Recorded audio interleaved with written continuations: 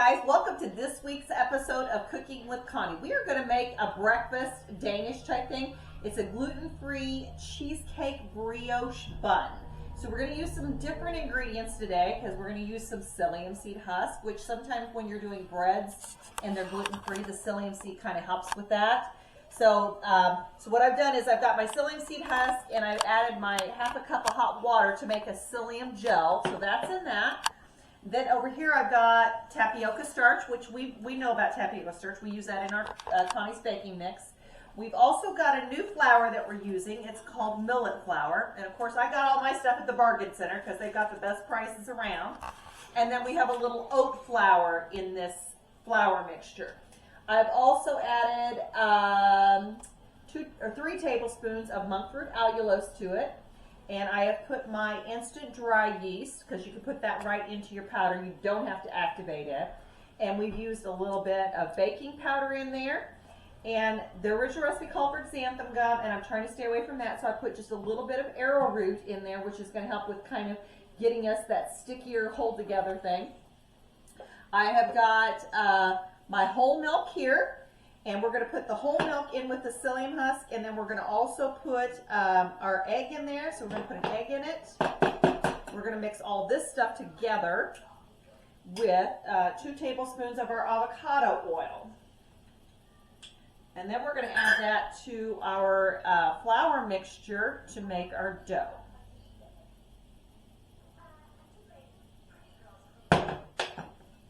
Oh, and I forgot, I did add some cinnamon to that mixture because I thought that would make it with a nice, give the bun just a little bit more flavor to it. But in the middle of this bun, you're going to have a nice little round little cheesecake in the middle, and we're going to top it with some sugar-free cherry pie filling. So we'll get all this stuff mixed together, and then we're going to pour this into our flour and make up our dough. Take just a little bit here. It's hard to break the psyllium down in here. So I will be back once I get all this mixed together, and I'll put it out on the board, and we'll kind of show you from there how to make up your buns. And then we'll put it in a warm place for rising for about an hour. So we'll be back shortly and get all this stuff mixed together.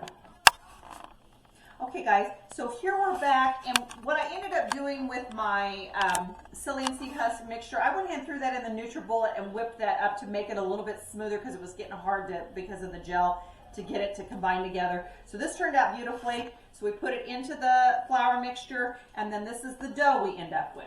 So what we're going to do is we're going to take each of these, we're going to make them into our nice little round balls, and then we're going to put them in a warm place. So I'll probably turn the oven light on and just stick them in the oven, and we're going to let them raise in there, and then we'll come back out and we'll make them into our little indentations to do our cheesecake. And in the meantime, while we're raising these, we'll mix up our cheesecake mixture and we'll make our cherry pie filling that we're going to do.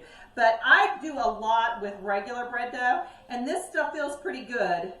So I'm confident that I'm going to end up with a nice soft bun here. So we'll be back and we'll get you into the next stages, okay? Okay guys, we're back. These are the rolls after we've had it proof. They've puffed up a little bit.